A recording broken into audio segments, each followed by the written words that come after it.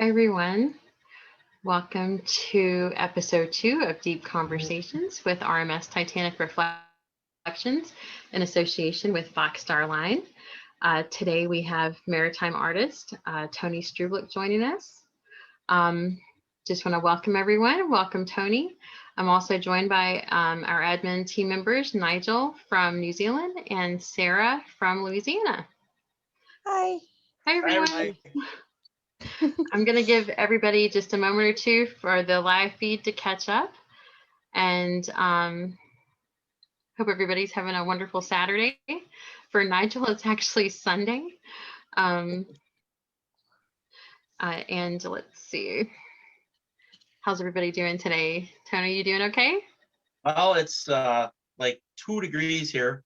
So, and the wind chill is going to be around 30 below tonight. So, other than that, just great. It's really cold here.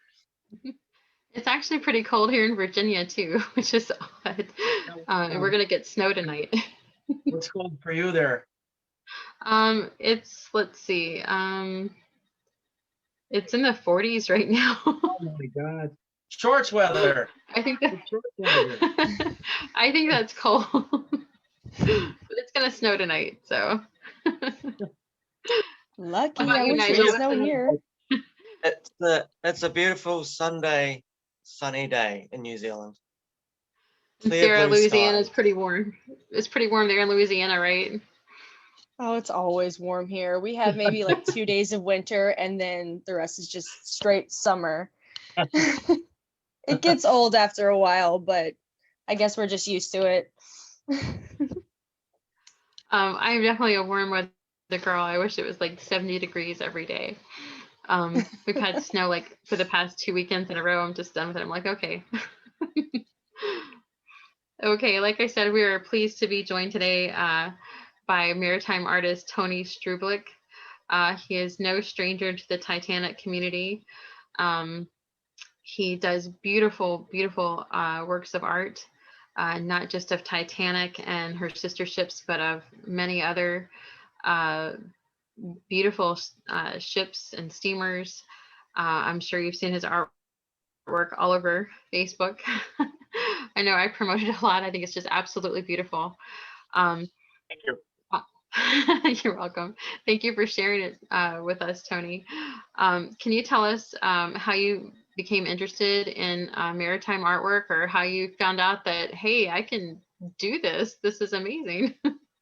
Well, how I became interested is, I guess it's difficult to really pinpoint it, but I think when I was really young, I remember seeing the movie The Last Voyage, and the whole premise of the ship sinking, and I was really young. I don't remember it too well, but I remember bits and pieces of it, and it just kind of stuck with me. And the Titanic, I learned about that shortly thereafter, because I think that's what got me interested in shipwrecks, was that movie. And it wasn't the Titanic itself, it was that movie. So the interest in that grew from there. But art wise, I always have had some sort of willingness to want to sketch and doodle. When I was really young, we'd go to restaurants where they have the paper placemats, and I'd turn it over, and Mom would give me a pen, and I'd have to draw something. I was always, and most of the time it was ships. So that's kind of how that started, and it just grew from there. I was always in school, middle school, high school, always doing something with art, and it was, most of the time, it was always ships. So that's really kind of where it started. Wow, that's exciting. I just put a little message out there in the comment section. There is a link in the comment section. If anyone who's watching us live would like to click on the link, you can join us here in Zoom to speak with the RMS Titanic Reflections crew and with Tony Strublic. Or we can take your questions or comments live in the comment section. So hopefully we'll see you guys soon. We're going to continue our discussion here, though. Let's see. Tony, can you tell us, did you start off just like, how do you make these works of art? Did you start off with watercolor, acrylics, charcoal, pencil, or did it evolve to what you currently use? How does this happen? Well, the overall, I guess the genesis of the pencil drawings started, I did acrylics in the late 2000 or late 1990s, and it was right after Titanic came out. See, I was always drawing before that. Ironically, I was sketching a lot, and somehow I thought, I'm going to try painting. And then the movie came out, and the interest in the Titanic exploded again. After the ship was found, is when the first real boom happened, and then the movie came out, and then that happened, and I thought, I'm going to get into art, and I started doing acrylic and color, various scenes, and ironically, I did a painting of the Titanic, just the ship sailing, with a sunset kind of to the side, and a art gallery up in a little town called Oconto, Wisconsin, which is, for those familiar with Wisconsin, Green Bay. It's about 25 minutes north of Green Bay, and a little art gallery, and a guy I'd known, and he kind of was encouraging me to do more of these pieces of art. And I put some art in his gallery, and that painting sold. And it was the first thing I ever sold. And I was so excited about it that I continued to paint. But as I went to college, I didn't have as much time to do it. And with all of the other artists that were out there painting, I sort of got bored with it because of all the different artists that were doing painting, with color, with the Titanic especially. So I put the paintbrushes away, and I really didn't do anything in art at all for 3-4 years after that. So this is now like 2003, 2004. But then I started to get the urge to do something again. And I thought, what do I want to try? Because I didn't want to paint. I still didn't want to paint. To this day, I still have all the paints, the brushes. I still have everything, but I haven't done anything with it for many years. And I thought, what is something different, something that you don't see a lot of?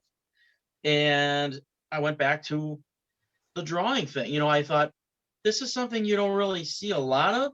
You see sketching, you see some pencil work, but I wanted to try to create with the pencil what I was doing with the paintbrushes. And that's why I gravitated into drawing. And it's all, my own technique.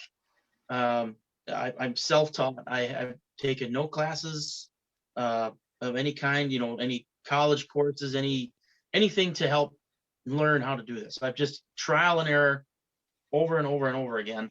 And they to this day continue to evolve, I guess you could say. So that's how it all came to be the way it is now.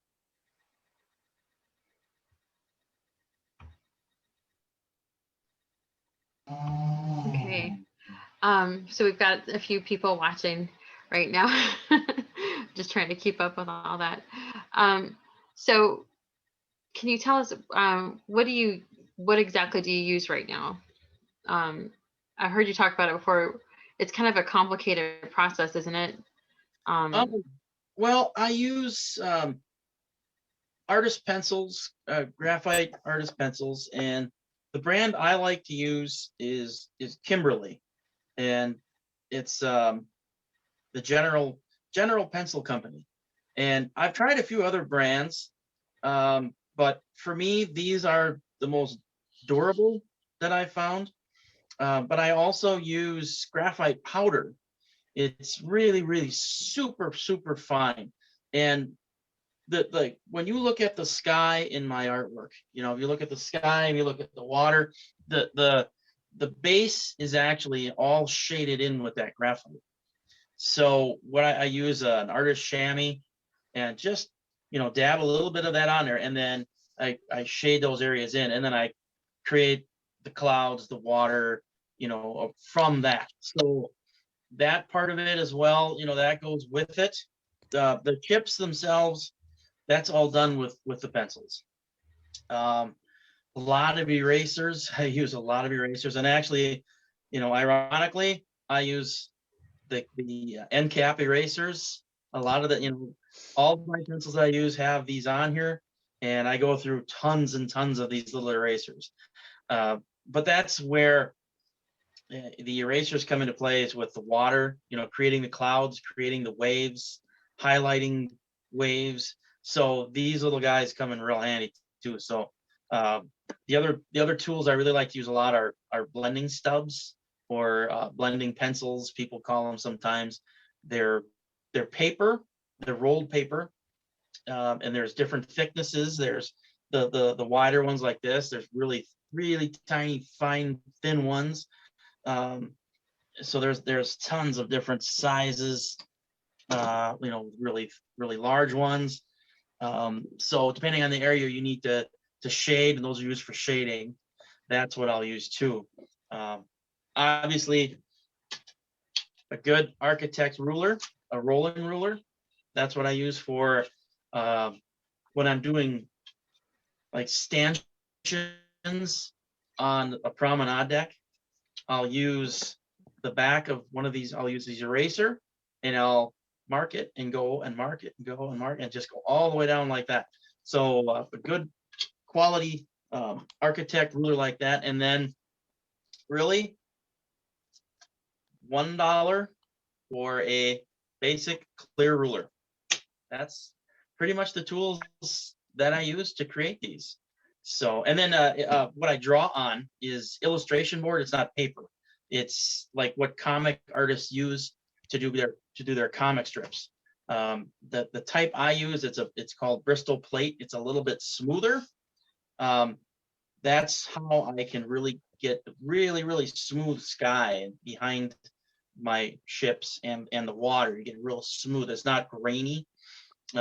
Boards I worked with before, they tend to be, with the texture, that's where you get the grainy type of appearance. So again, trial and error, just finding what works the best.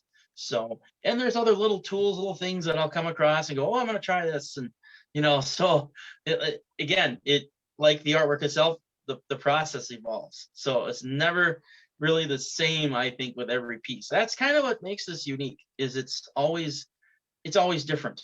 Yeah, and I like that. It's always different. Yeah. I mean, you have amazing results with it, so you're obviously doing something right.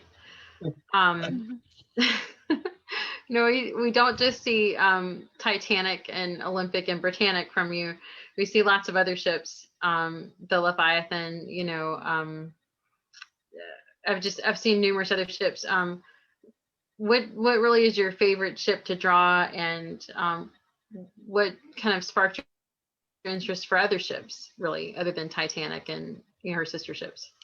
Well, my favorite ship to draw, well, I think it is the Titanic, only because I'm always trying to get that one right. Always trying to get that a little bit better than the last one.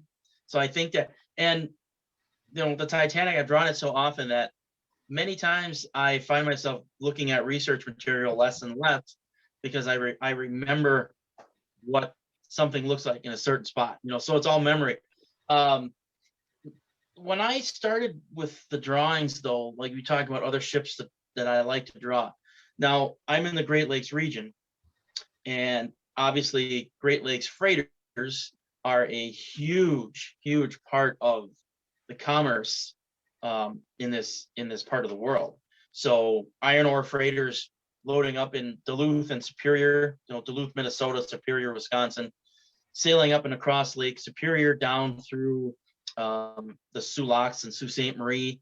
So, and then they'll split. A lot of times they'll travel to Lake Michigan, Lake Huron, or continue down into Erie, go to Ontario.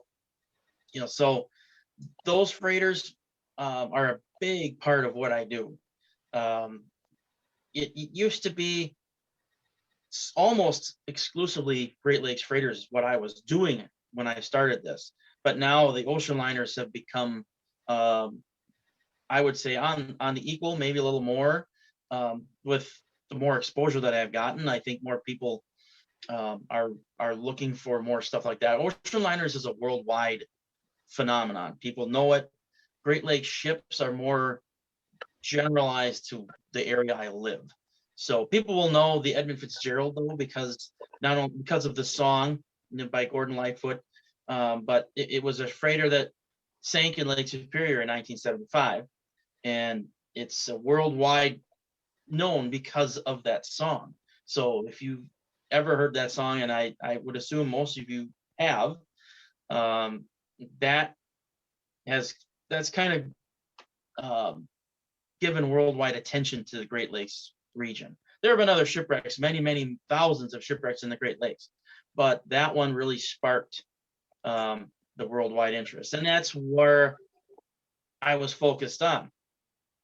So I would think besides the Titanic, the Edmund Fitzgerald is probably the second most favorite for me to draw. It's those two are the ones I do the most.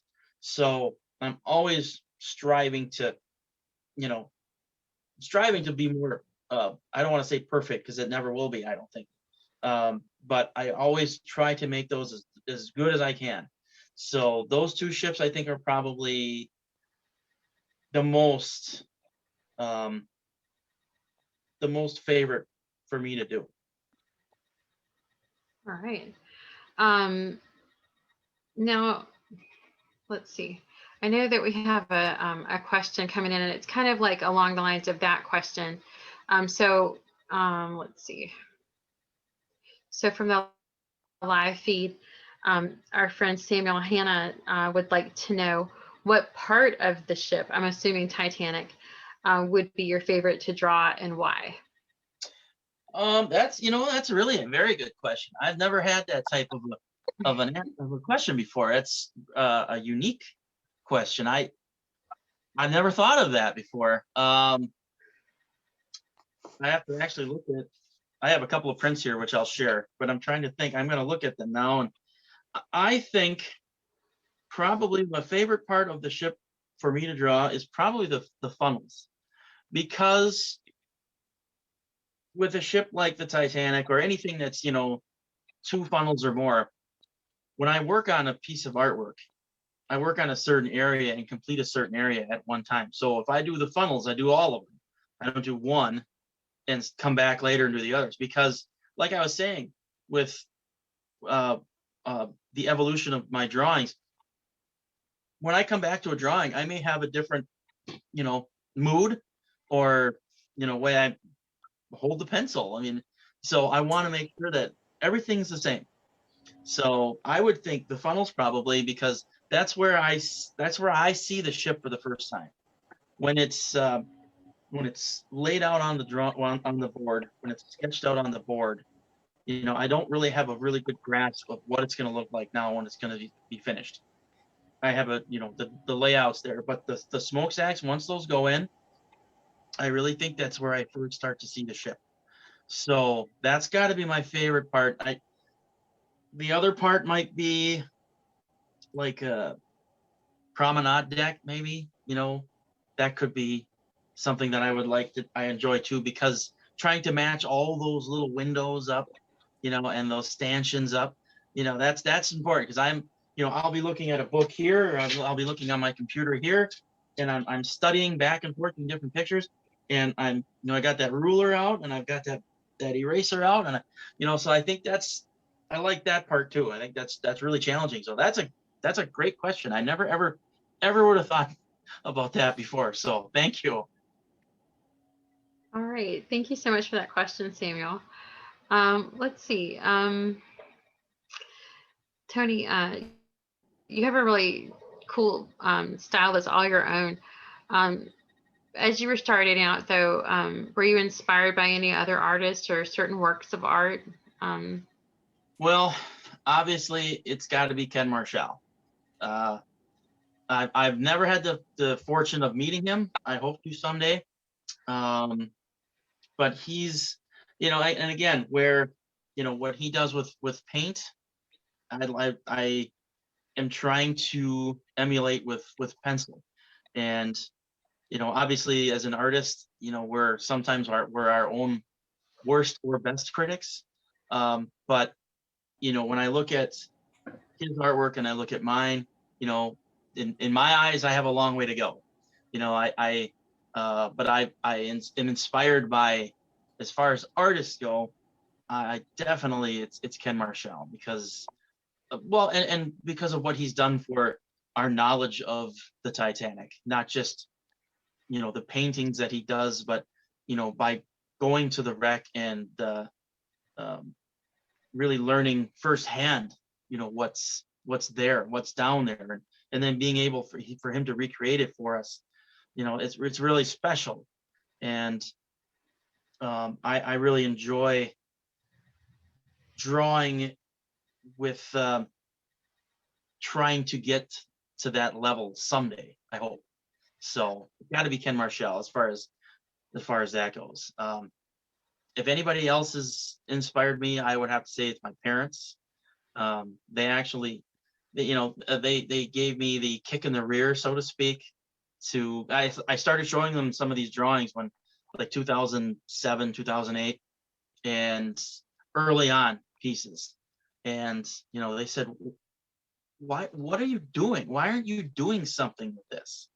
Don't waste this. Try to do something with it. And that really got me the inspiration to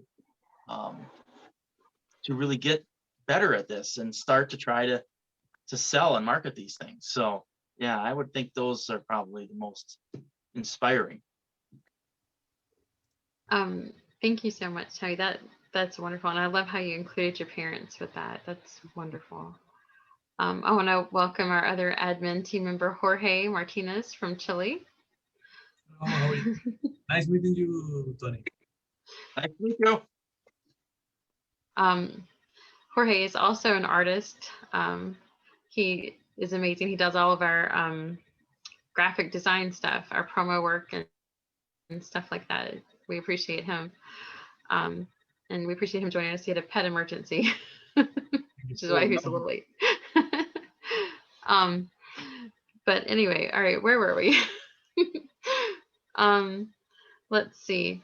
I do see some questions coming in from the live feed, but they're not really pertaining to what we're talking about today. So guys, if you have any questions for Tony that are in regards to his artwork, let's try to stay on topic. So if you have any questions regarding Tony's artwork, we'll ask those live during the Zoom event here. And once again, if anyone would like to join us in the live event, all you have to do is click on the link and we'll be happy to add you. So let's see, moving on. Tony, do you have any favorite projects that you've done in the past, either Titanic or anything else? There's got to be like one certain piece that stands out in your mind that just is like your absolute favorite, like your favorite to draw, or your favorite to sell, or just your favorite. Do you have a favorite? That's a good question. Probably ask if people if they have a favorite kid, but do you have a favorite? There's a couple projects that I've done. For those of you familiar with Mark Chernstein, he had the recent book that he did with the Big Four.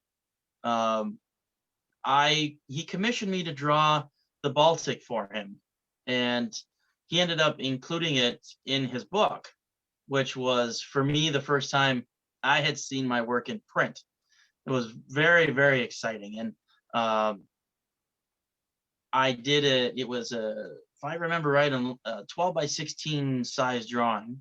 So it was like the size of the print behind me. But it was the Baltic in more of a rough sea, and for me at that time, I was just starting to experiment with different sea conditions. And so that was fun, because not only did I learn something for myself, but I got to see my drawing in a book. It's it's if I remember right, I have the book. I think Tony, it's we lost your audio. what's that? Uh-oh. My audio's gone? There we go. I got it back. All right. I Okay. got you. Where did you guys lose me? Just like a second or two ago, you just went out for a second or two. Okay. But you were talking about the different water types. Yeah, it was exciting because I learned something, a new technique for myself, but then I was able to see my book in print, or my drawing in print in his book. It was very, very exciting. And I have the copy on my coffee table. So that was for me, it was very exciting because it was the first time I had something like that. I do have something coming up, which I can't share the image yet. It's going to be a book cover, and it's a Great Lakes shipwreck book. The author is Wes Olszewski, and he commissioned me to do a drawing for his latest book that he's going to be introducing, I think, in April. So I can't tell you any more than that. So that's really exciting. That'll be the first time that I'll have something on a cover of a book. And he actually had included a print of a Great Lakes freighter on the back cover of one of his books already. So, but he wanted me to do something for a cover. That was very exciting. So I guess those are probably the most, for me, probably the most exciting things that I have done so far. Hopefully there's more yet. But yeah, those are, I guess, like firsts for me. So I think that's why they stand out a little bit more. Well, that is exciting. So that's even more of a reason to go buy Mark Turnside's book. I didn't know that. That's exciting. Yep. I think it's page 73 or something like that. I'd have to look. I used to have it. I thought I had it memorized, but That's very cool. Good to know. Let's see. So you kind of touched on current project. The current project is the book cover. What else are you working on? I've got a number of different commissions. I have a whiteboard next to me over here, and when the pandemic started, I really kind of got nervous about what I was going to do, because the art shows that I go to in the summertime around Michigan, upper Michigan and Wisconsin, all of those were canceled, obviously, and I was very nervous about what I was going to do. And I found a few shows to go to, not any of the ones I had applied for, but I started to really focus on trying to get myself out there, not only through Facebook, but my website. And it really has generated a lot of commission work. So I've got, like I said, I've got a number of different things that I'm working on. Most notably, ocean liner wise, I do have the SS America, so the one that was built in the 40s. I have the Lusitania, which for me is probably the most difficult one I've attempted yet because of its size. It's a 30 by 40 inch drawing, which is gigantic. I had to find a special type of board just to be able to create it, because the type I use wasn't available that large. So I have that going as well, and it's about half finished right now. So that's a really large one. But there's a few others. I'm just looking at the board. I've got an the Olympic. I have a drawing of that on the schedule. A few naval ships for people. I do have 2 Titanic pieces in progress. One is a 16 by 20, a stern view of it from the port side, which I'm very excited about that one. It's one of those pieces an artist kind of looks at and thinks this could be my greatest. So I'll leave you all in suspense with that, because I look at that one, it's down to just about down to C deck now. And I really, I'm very, very excited about this one. It's, I get goosebumps thinking about how good for me this is turning out. I also have, there's a 16 by 24 Titanic also from the port side, more of like a profile. And that one actually started out as an Olympic drawing.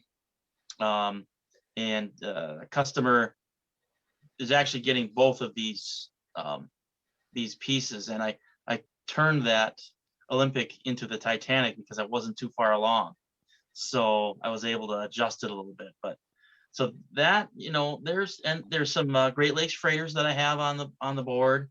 The Edmund Fitzgerald, again, because it's the most popular thing in this region. A lot of requests for that, a lot of commission for that, and some other freighters as well. But so there's a good amount. Plus now with hopefully things opening back up again, art shows, applying for art shows, I have to actually work on fresh stock pieces to be able to take with me to art shows. So it's about to get extremely busy at the drawing table here, and I'm excited about that. I was, like I said, real nervous about how things were going, but now I'm not, because I do have quite a few projects ahead of me. So I'm excited about that.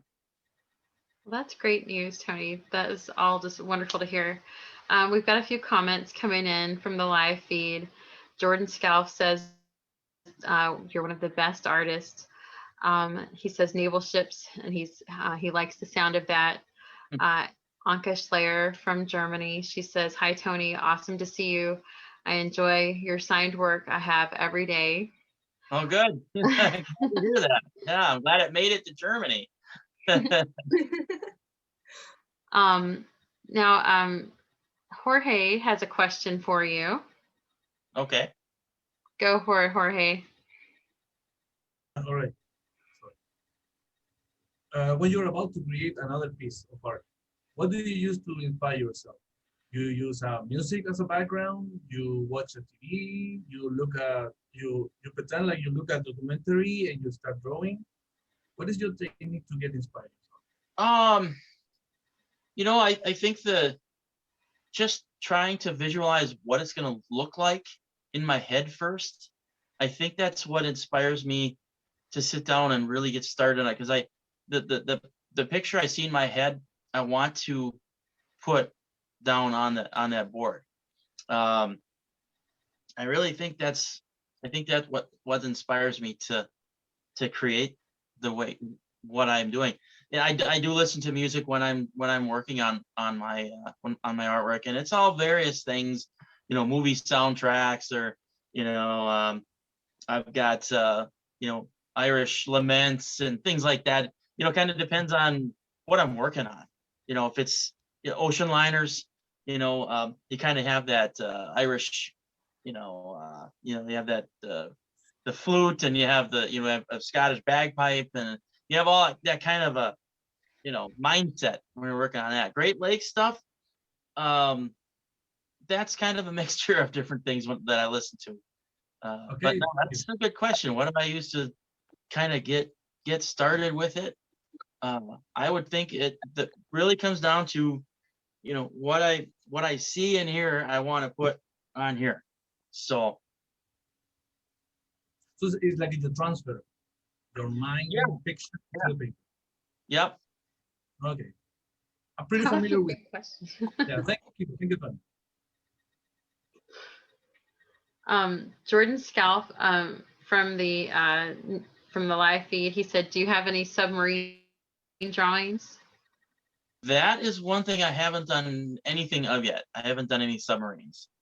As far as like naval, or for my area, Coast Guard, we have a lot of Coast Guard In fact, where I live in Marinette, there's a shipyard that before they started building, they're building some Navy ships here now, but they were building some Coast Guard cutters and things like that. But I hadn't had a lot of requests or commission to do naval ships, but that's slowly changing. I don't know as far as submarines when that will happen. I'm sure it will at some point, but I don't have anything yet with submarines. So sorry. And that's something else too. I think we touched on the last time we talked. You don't do a lot of wreck drawings either. I think you said you may have done like one or Yeah, something that was commissioned a long time ago or something. Yeah, I tend to shy away from wreck pieces. I don't like creating them on the bottom or broken up, and I tend to shy away from that. I like to show the ships as they were, sailing, and I like that view.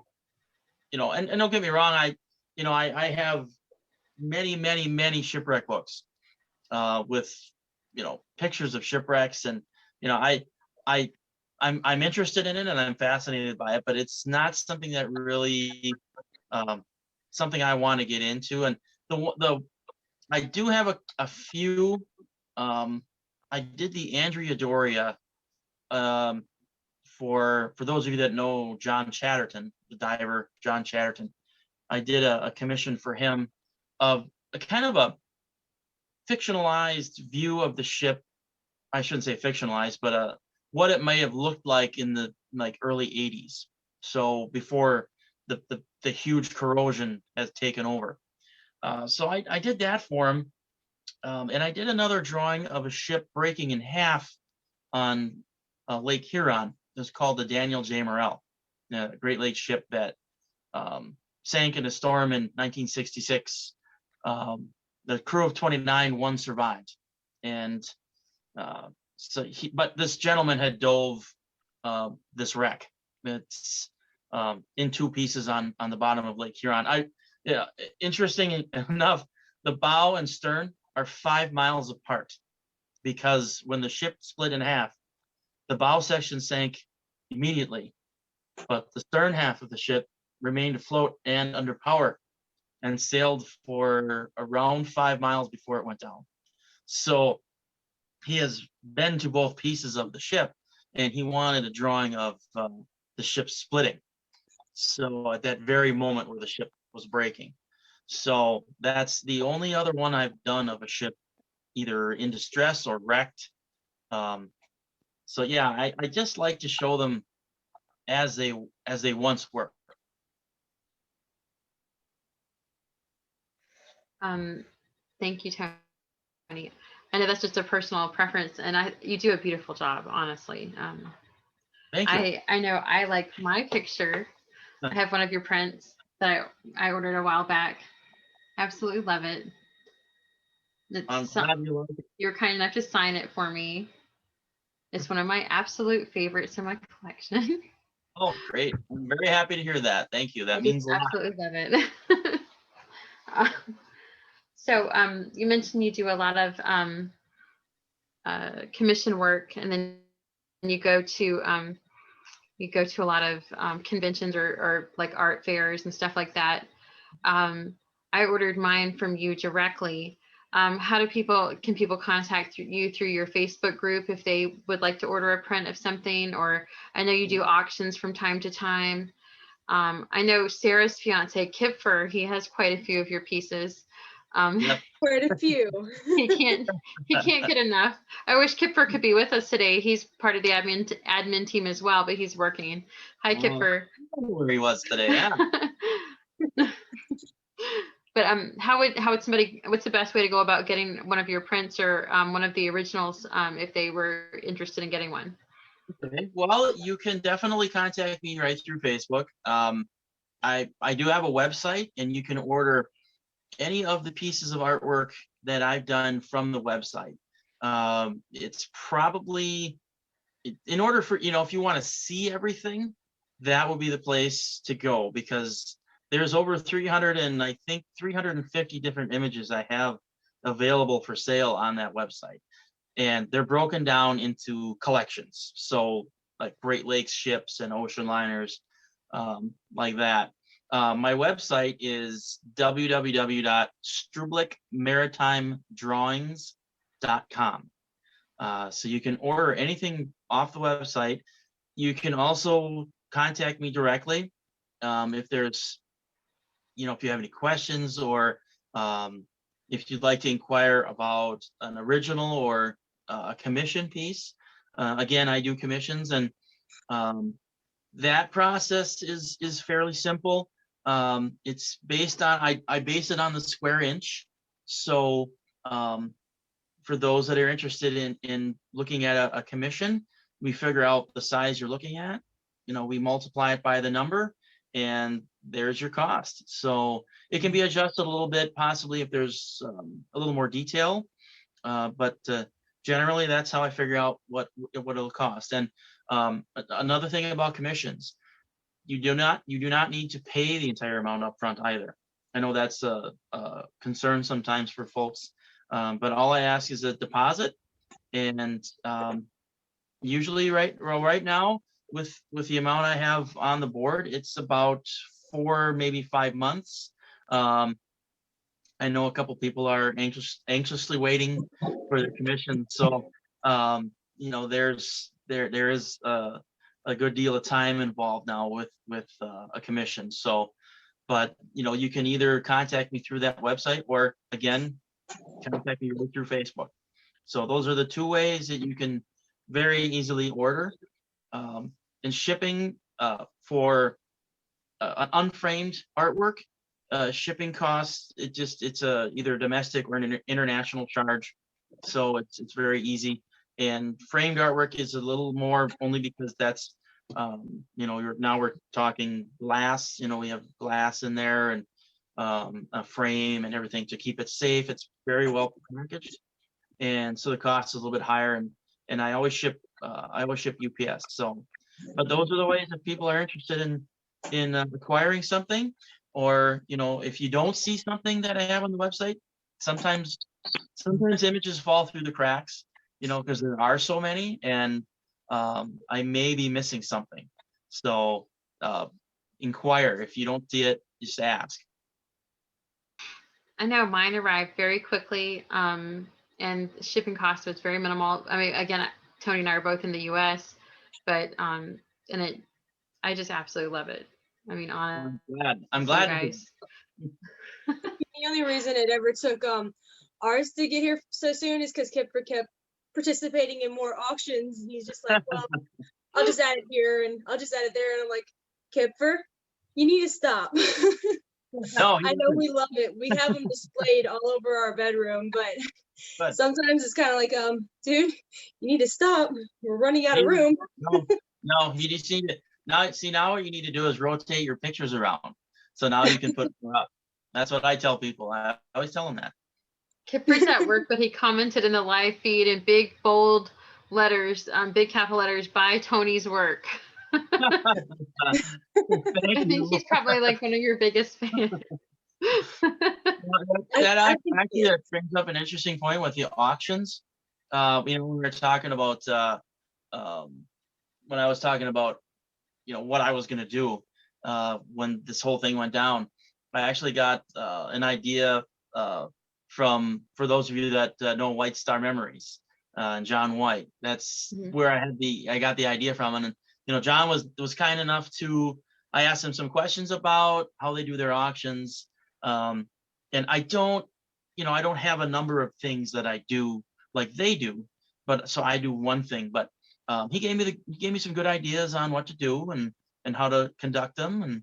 And but auctions have honestly been very successful. And I try to make them unique. I don't like to just take a print and say, hey, I'm auctioning this off, because that gets boring. And I think if it's something a little more unique, whether it's a different style of matting or a different type of a frame, a unique frame. That's what I always try to do. And I've started to do some canvas prints also, where I've been fortunate to get my artwork put on canvas. And they look really, really neat. I was really blown away by that. So, but yeah, the auctions, if anybody ever is interested in participating, that's off of my Facebook page, Tony Strublic Maritime Artwork. So I generally like to advertise it a day in advance, and then the auction will open the following day. So, but yeah, that's how I know how you guys, Sarah, I know you guys have gotten some of your stuff that way too. We've So got quite a few of them, yes. Those auctions And let get me pretty just say, they are exciting. amazing. I just Tony, watch them Tony. sometimes. Can I ask a question? Yes, go ahead, Nigel. For Tony, it must be quite interesting learning all the technical differences between the Olympic class ships, all their changes that were made between the Olympic, Titanic and Britannic. How do you go through that research process in your drawings and learning about all the changes? Because it must be, because each ship has their own distinctive character right. that you need to put in your artwork. Right. It just comes down to having the photographic evidence, and just using your eye and really focusing on, okay, this part is different on the Olympic than it is on the Titanic, or the Britannic has this is different than these two. Just keeping your eye sharp, looking for the differences. Obviously, Britannic was I would say vastly different than the first two. So there's a lot of different things on the Britannic that, when I first started drawing the Britannic was, I was just getting into this, and there wasn't a lot to really look at to get these drawings accurate. But yeah, for what it's worth, just using your eye and identifying the different features. It's all the way from construction photos, all the way up to when the ship's sailing. The any angle that, especially with detail like hull plating and things like that. Any angle, because sometimes photographs weren't as clear at back then, and you couldn't see, the different plates and where, portholes went, and just being real observant. That's how I discern the differences. So it's a good question.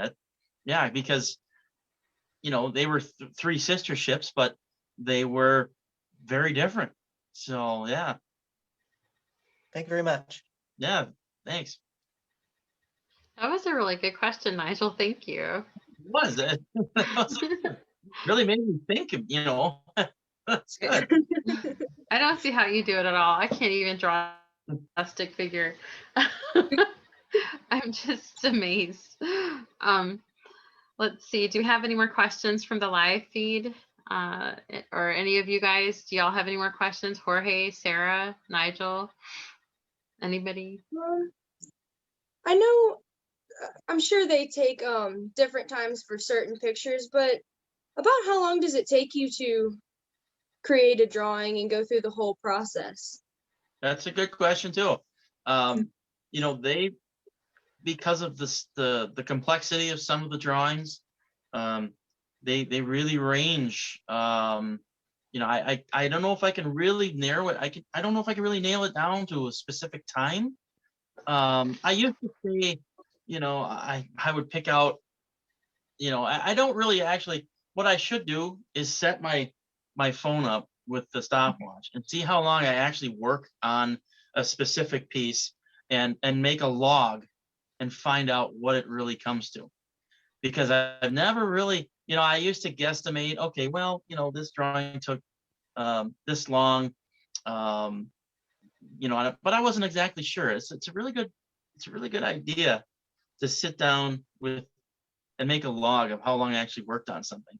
But you know, it all varies, because with the large drawing I've got of Lusitania, the 30 by 40 there, you know, that's taken, gosh, you know, weeks upon weeks and months to get the research down. Like Nigel was just asking, you know, getting the research to create the drawing, that's been a lot. I'll tell you honestly, a lot of it is research. That's where a lot of the time gets taken up. Trying to find the right photograph for the right picture that I'm creating is a challenge. And you know, getting back to the time it takes, yeah, I just can't nail it down to a specific time anymore. You would think by now I'd know because I've drawn so many different things. But yeah, it's really hard. And honestly, it is why I give myself such a long, I give myself, you know, no pun intended, a wide berth with commission time, because there are so many different things going on and involved. And you know, and this isn't the only thing I do. You know, I do have another job. You know, so I can't devote 100% of my time to this, but so that's a good, that really is a good question. I really have to, I'm gonna have to sit down, and when I start something fresh, I'm gonna have to take and make a log, because I'm curious myself. So I'm sure it takes a while, especially with the level of detail, but they're amazing. It thank you. really is. Now I wanted to share. I had a couple prints here. I wanted to share. We were talking about the Leviathan before we started, and I did a commission for someone of the ship sailing to port, stern drawing, and he commissioned me to draw this for him. And this was the first attempt. This is the first time I've drawn one of the trio, the Ballon trio. And now this is obviously, you're seeing this from the opposite angle because of the way the cameras work, but so you can see, let me see if I can get it centered here. I'll just cover my face. You can see the detail involved with this, and I'm quite proud of this one. This was again with the research. You know, Leviathan is a very tough ship to draw because of the photographs that I was able to find, and not in books, online. Trying to create this angle was tough. Plus, the ship had gone through a number of different appearances through its career when it was while it was Leviathan. You know, the different lifeboat configurations, and you know, it was okay. So I had to figure out what era am I actually drawing this ship in. So that's a challenge too, to create it to a specific time, because matching up a lifeboat configuration with the way something was had been done earlier in its career or later in its career, sometimes people are critical of that. Sometimes people go, well, that's not right, you know, and I'm very mindful of that. So that's that, and that actually is my newest drawing that I've completed. Those of you watching right now, you've seen the Titanic piece behind me, and kind of getting back to what Joanna was saying before, pieces that I really like and are my favorites. This is one of them right here. It kind of has the resemblance of one of the photographs, the Kempster photographs that were discovered a few years ago. And the person that commissioned this wanted a similar view, but with the ship at sea. So that's why you if you picked up on that looks and resembles that photograph, that would be why. That is probably my best selling piece of art is this one right here. The other two that I chose to show you, obviously because we're talking Titanic, the Olympic and the Britannic I have here too. This Olympic here, this was another commission that was, I would say, recently finished in November, last November. So I'm trying to get this a little closer so you guys can see that. But this one turned out extremely well. I'm very, very happy with this drawing. Lot of detail involved in here, and even where you can see the hull, you can see if we could see it more up close, you can see the more of the plating. So that one I really, really enjoy. And actually, kind of on the same lines, this one was created before this Olympic one, but this Britannic piece, the ship. Let's see if I can do that. Yeah, with its hospital appearance. This actually resembles a Ken Marshall piece. If for those of you that are familiar with that particular painting, this is actually one that I did sort of to see what I could create from that idea. So this has a lot of detail also with the hull, obviously because the ship was white, you can see a lot of different things much better. But this one here too is another one of my favorite pieces. So since we were talking Titanic, obviously I wanted to share some of those with you guys. So yeah, but and those again, all those are available directly through me or through the website. Thank you, Tony. From the live feed, Jennifer Soletti is watching, and she says that it's stunning. She said she can't wait to get our commission piece from Tony. Tony, I know we owe you photos. And that's a good point too. If anybody does commission something, the more photos that I can get a hold of, the better. I do a lot of research myself, either through the books or online again. But if anybody has photographs that they're willing to share with me to help me, that always is welcome. I've gotten a number of photos from past clients that wanted the ship drawn a certain way, and showing me a picture of it, especially if it's something I haven't done before. Showing me a picture will really help me get that idea. Like Jorge had asked, how do you see it? If I can get a photo to get the idea in my mind, so I can start getting familiar with the ship and what it looks like. So yeah, the photographs are very helpful. So the more I can get, the better. I can almost guess what she's having commissioned.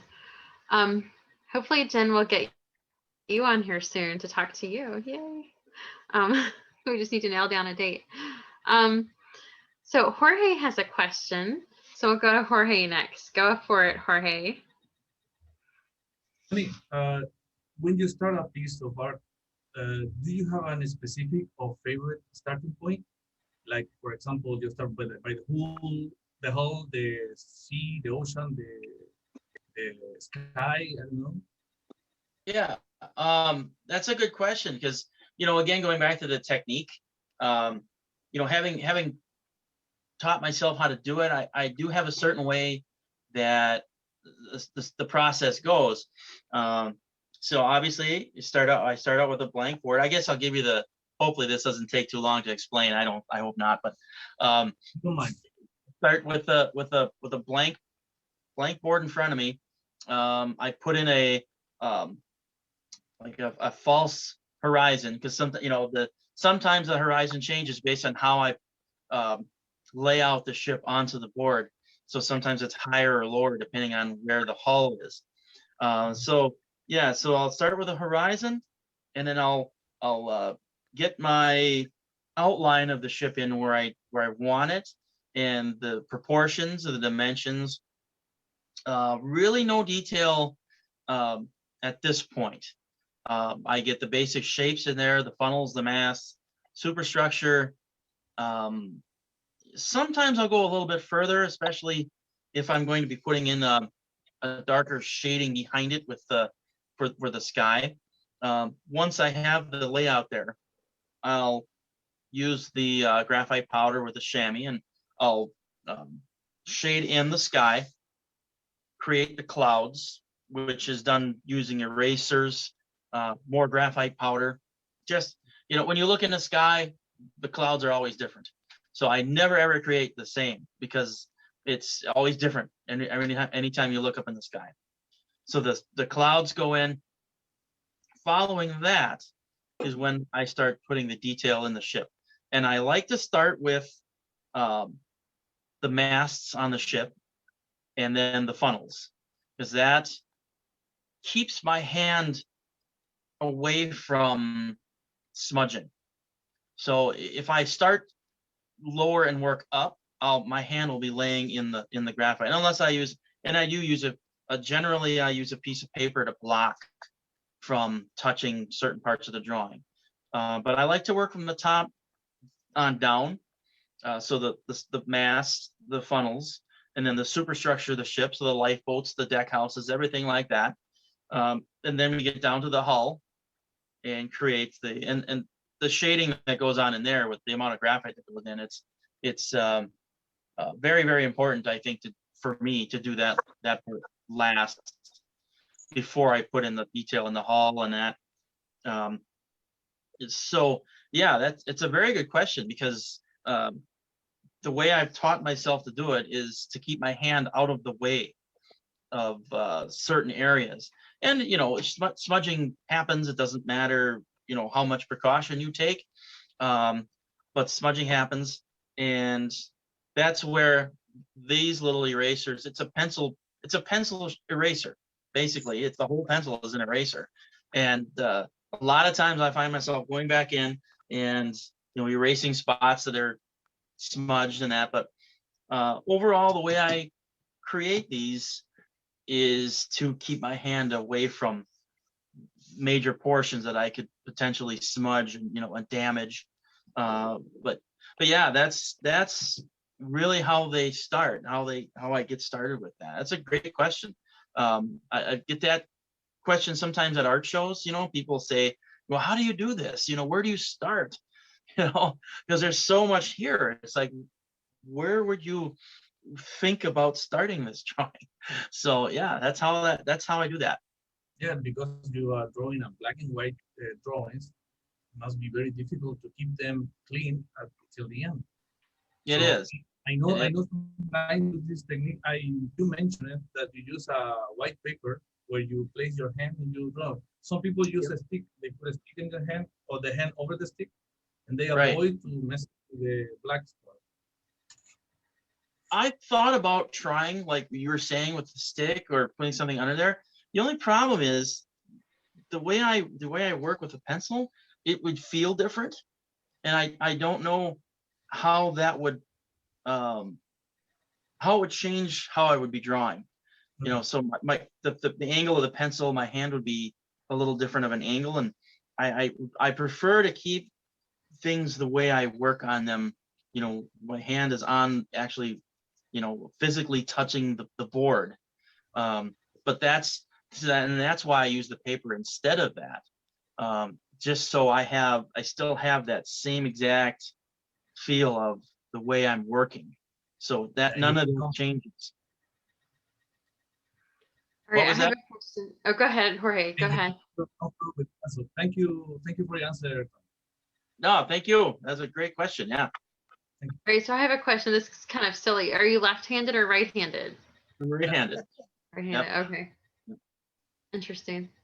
I just remember, like, from the Titanic '97 movie, James Cameron did the famous drawing of Kate Winslet, and he's left-handed. I don't know. I don't know. That question popped in my mind. Anyway, any other questions from anybody in the live feed or any of the admin team here? Anybody? I just want to say your work's amazing, and thank you. Just keep it up, because you're worldwide recognized. So yeah, keep it up, even all the way from New Zealand. So thank you. All right. And that's I don't know if when I started this, if I knew what I was getting myself into. I wanted to be well known, and I wanted to get my artwork out there, and it's been a slow process. It doesn't just happen. You've got to the right people need to see your work, or you need to promote it enough yourself, and it's been a slow growing process, but it's been at a pace that, because I'm the only one that can do it, it's been at a pace that I can control. It didn't grow too quickly where I was overwhelmed and then burn myself out. That was the worry, that I could lose interest again because there was too much happening, and if I couldn't keep up with it, then there would be a serious problem. So, but it's grown just enough, a little at a time, and every year there seems to be another little turning point, and it just gradually gets a little bit more. And I'm very humbled though too by the connections that I've made over the last, this is 10 years now that I've been, since when I started seriously drawing to now. The connections that I've made, and I'm really humbled by the response. And a lot of times I'm getting messages from people I've never met that are interested in artwork or want to commission a piece. And it's just like, well, it used to be where I'd be out there, hey, are you interested? Are you interested? Do you want it? You want something? And now I see more people actually coming to me, which is fantastic. I never, I don't know if I ever thought it would be like that, but it's I'm very, very, very happy. All right, that's good. Does anybody have anything else? Just saying thank you to Tony for the time he's taken to do it. Yeah, thank everybody. Thank all of you guys for having me on here. It's been a while since I've done a Zoom meeting, so this was fun. I like doing them. So hopefully we can do it again. I enjoyed it. Well, thank you for joining us, Tony. If you ever figure out your time for your for your drawings, please get back with us and let us know, because now I'm really interested to know. Yeah, one day a post will show up on the thing, and it'll say for those of you that are on here, you'll know what it means. It'll have like an hour and minutes. So that's all I'll post. I'll put the Titanic and then this, and then the hour and whatever, and I'll have a lot of question marks, but you guys will know what I'm talking about. Well, no, anybody who watches this particular video will know what you're talking about. Well, this has been a lot of fun. And we appreciate you joining us, and you're always welcome to come back. Thank you. And the admin team would like to congratulate you on your upcoming marriage. And thank you. we can't wait to see photos of that. We hope it all goes smoothly. Yep. In October.